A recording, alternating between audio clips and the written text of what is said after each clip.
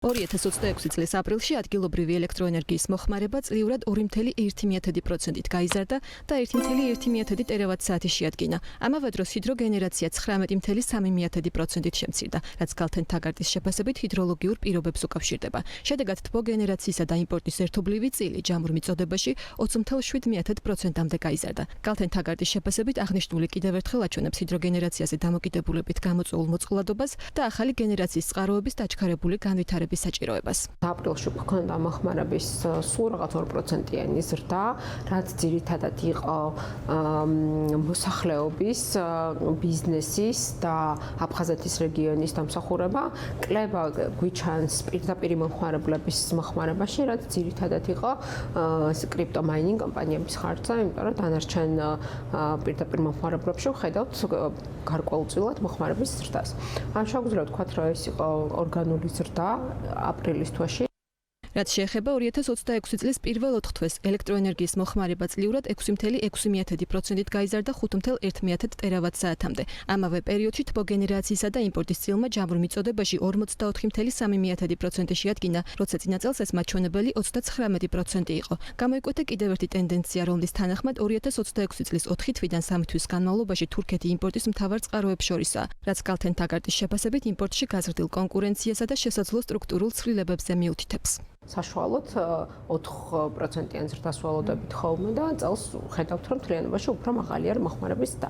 ამ თედან გამომდინარე, ეს ძირითადად იყო, იმიტომ რომ იანვარი-თებერვალი იყო განსაკუთრებულად ცივი თვეები და ამ თვეებში იყო უფრო მეტად მოხმარება გაზრდილი. ამ მთლიანობაში რო ავიღოთ, მოხმარება გაზრდილი არის და რაც ძირითადად დაკმაყოფილებული არის მაინც იმპორტირებული რესურსით. 2026 შეგვიძლია ვთქვათ, რომ განსაკუთრებული წელია, იმიტომ რომ თურქეთი პირველად გამოჩნდა იმპორტიორების სიაში. თვითონ თურქეთში ძალიან საინტერესო მდგომარეობა არის. იქ არის ფასები მნიშვნელოვნად დაკლებული. ამის ერთ-ერთი მიზეზი არის იქაური კარგი ჰიდროლოგია, იქაური განახლებადი ენერგიების გენერაციის და ვხედავთ, რომ თურქეთში ფასმა ისე დაიწია, რომ აქეთ თურქეთიდან ვახდენთ ელექტროენერგიის იმპორტს და ეხა მაისში დავუშვით, როდესაც ექსპორტის სეზონი დაწყებული არის, ძალიან ცოტა ექსპორტი ხორციელდება თურქეთისკენ.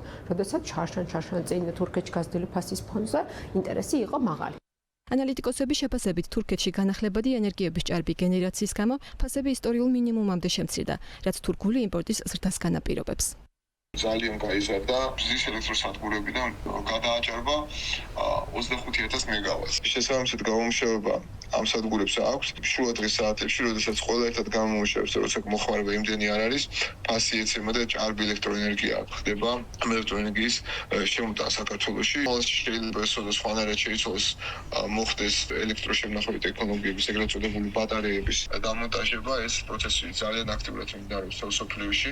აღსანიშნავია კიდევ ერთი გარემოება. საქართველოს ენერგეტიკული ბირჟის მონაცემებით მაისში ბირჟაზე ვაჭრობა გააქტიურდა. სტატისტიკის მიხედვით პირველი მაისიდან დღემდე ენერგეტიკულ ბირჟაზე დაახლოებით 25 მილიონი კილოვატ-საათი ელექტროენერგია გაიყიდა, რომლის საშუალო ფასი კილოვატ-საათზე 11.9 თეთრი იყო. ბირჟაზე ელექტროენერგიის ფასმა გასული წლის ანალოგიურ პერიოდთან შედარებით 10%-ით იკლო. ბირჟის მენეჯმენტის განმარტებით მაისში ვაჭრობის გააქტიურება მოულოდნელი არ ყოფილა, რადგან ეს პერიოდი ტრადიციულად მაღალი გენერაციით ხასიათდება. როდესაც ბირჟაზე მეტი ენერგია გამყიდველებს მისი რეალიზაცია მეტი საშუალება ეძლევათ, რაც ბირჟაზე აქტივობის ზრდას განაპირობებს.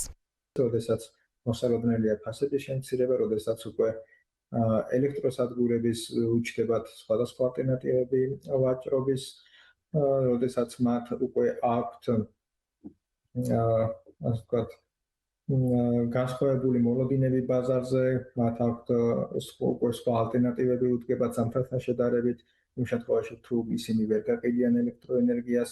შესაბამისად, ბაზრის არსებული მოდელი, მათი მოლოდინები, ასევე საექსპორტო ბაზარზე მდგომარეობები, რომელიც არის გაყიდვის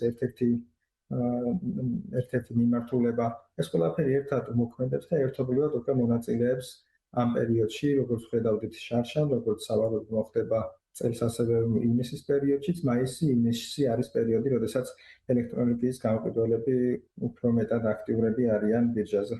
რაც შეეხება მაისში ბირჟაზე დაფიქსირებულ ფასებს, ბირჟის გენერალური დირექტორის თქმით, ფასის 10%-იან კლებაზე რამდენიმე ფაქტორმა იმოქმედა. მათ შორისაა სუბიექტების მოლოდინები. წელს ბაზრის მონაწილეები შედარებით დაბალ საბალანსო ფასს პროგნოზირებენ. კიდევ ერთი ფაქტორია საექსპორტო ბაზრები. თურქეთის ბაზარზე ფასები რადიკალურად შემცირდა, რამაც ექსპორტის მიმზიდველობაში ამცირა და ადგილობრივი ბირჟა ალტერნატიულ პლატფორმად აქცია.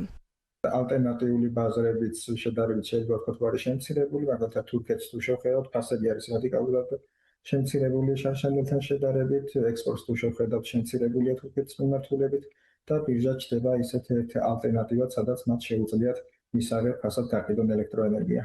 აღსანიშნავია, რომ ენერგეტიკულ ბირჟაზე გასულ წელს 130 მილიონ კილოვატ-საათამდე ელექტროენერგიით ივაჭრეს, რაც 2024 წელს ნავაჭრ ელექტროენერგიას თითქმის 7.5-ჯერ აღემატებოდა. საშუალო ფასი კი 13 თეთრი იყო. ენერგეტიკული ბაზრის სრული გახსნა კი 2027 წლის 1 ივლისისთვისაა დაგეგმილი. ბირჟაზე აცხადებენ, რომ არაერთგზის გადავადების გამო ამ ეტაპზე რთულია პროგნოზის გაკეთება და ნამდვილებით გაიხსნება თუ არა ბაზარი, თუმცა სამიზნე მოდელი უცვლელია. ეს არის საათობრივი დაბალანსება, საბალანსო ბაზარი და ბირჟა.